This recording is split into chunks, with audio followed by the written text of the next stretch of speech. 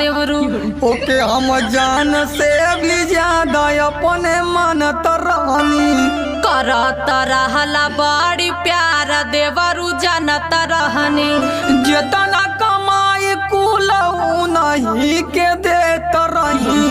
एही से ये देवरू तुह के दुख एतना देत हई कौन कमी मो कोई काहे ना बतावल सहो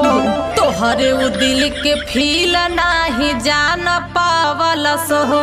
भौजी तो से हम दिल का बात एगो कहतानी जवन कहे के बा कहाए देवरू सुनत बानी